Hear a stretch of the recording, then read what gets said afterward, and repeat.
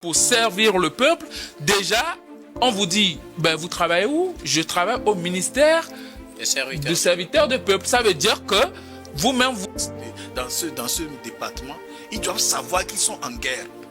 Et je pense que par rapport au sujet précédent, c'est une suite logique. Dans la mesure où si tous les citoyens, des assureurs qui voient une opportunité dans cette affaire de livraison de carburant, ils exagèrent les primes.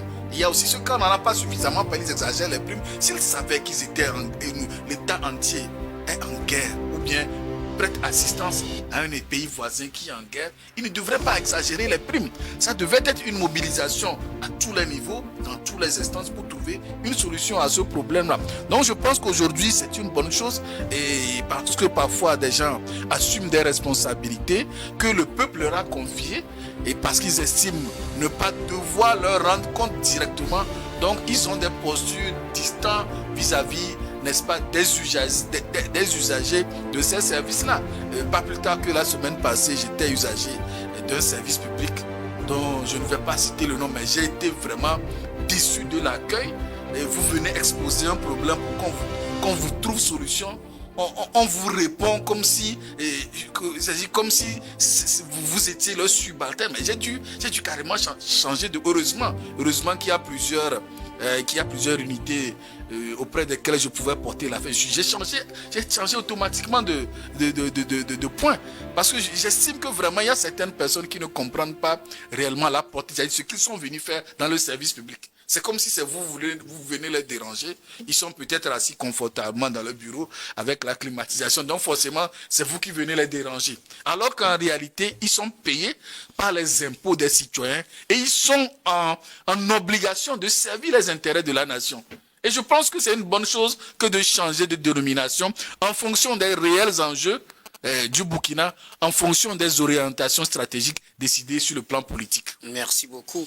À vous, Sanaveguel, Sadio Ichou, Gabin Adjao, un nouveau gouvernement au Burkina, 22 ministres contre 24 dans le précédent. Mais ce qui retient beaucoup plus l'attention, et pourquoi on en parle, ce n'est pas le nombre de ministres, mais surtout certaines dénominations qui ont changé l'habitat, l'urbanisme, tout ça à la combiner, et qui deviennent la construction de la patrie, mais surtout la fonction publique qui devient le ministère des serviteurs du peuple.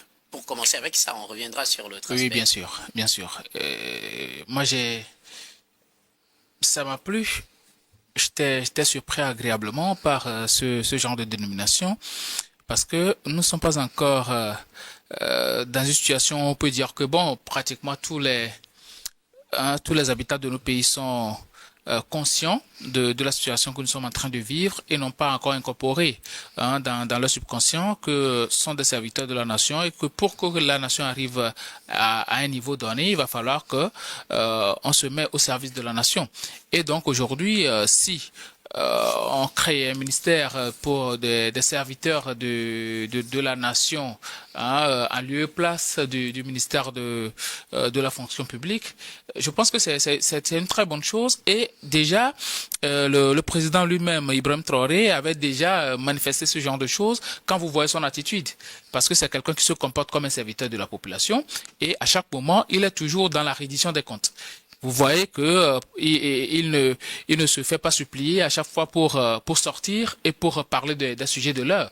Donc, il est déjà dans la posture de quelqu'un qui est dans le service de la population, et donc les autres ne peuvent que suivre, ses collaborateurs ne peuvent que suivre, et je pense que ce ministère-là, c'est ce qu'il y a de mieux aujourd'hui, et je pense que pratiquement tous les pays de l'Afrique de l'Ouest et même de l'Afrique doivent suivre le pas, parce que déjà, quand vous voyez le comportement de certains fonctionnaires dans nos administrations, ça frise. Et ça énerve tellement.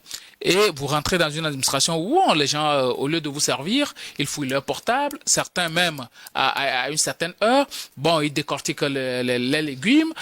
Les bonnes dames qui mettent même les pagnes par terre, ça c'est là-dessus. Les gens préfèrent faire leur béret au lieu de servir les usagers des services publics. Tout ça, là, à un moment donné, ça doit s'arrêter. Les gens sont bon, ils ne sont pas pressés à arriver au service, mais sont très pressés non seulement à prendre des pauses, mais aussi à rentrer à la maison. Déjà à 16 heures, on vous dit que non, on a déjà fermé, on ne peut plus servir. Déjà à 11h30, on dit non, vous ne voyez pas que bon, l'heure de pause est là et qu'on ne peut plus servir et tout.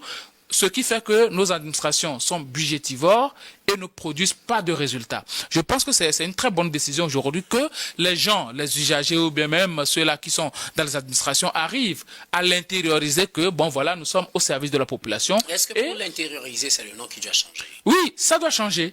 La domination doit changer parce que la plupart du temps, quand on parle de ministère de la fonction publique, les gens se disent, bon, voilà quoi, on est des fonctionnaires. Des technocrates. Voilà, des technocrates, on a de compte à rendre à personne. Et puis, certains même se disent que, bon, moi, je peux rester au bureau sans rien faire ou bien même je peux m'absenter, peu importe le temps, mais à la fin du mois, j'ai mon salaire.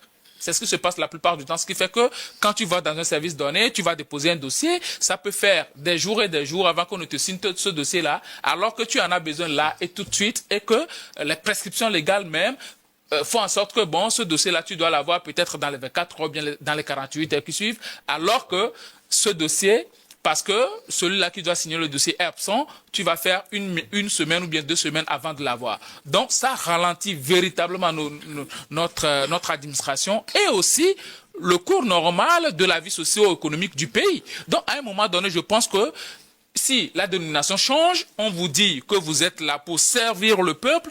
Déjà, on vous dit, ben, vous travaillez où? Je travaille au ministère du serviteur du peuple. Ça veut dire que vous-même, vous l'avez dit, vous l'avez intériorisé. À force de le dire, vous l'avez intériorisé. Et ça aussi, ça encourage les citoyens, les usagers des services publics, à savoir que si jamais quelque chose se passe là-bas, ils vont plus jamais vous voir comme des supérieurs, mais des serviteurs, et peuvent le signaler aux autorités compétentes. Merci. Donc, je pense que c'est déjà une très bonne chose. Et il va falloir que pratiquement tous les pays africains arrivent à adopter ce qui est bien du côté du Burkina Faso. Moi, j'adore ça.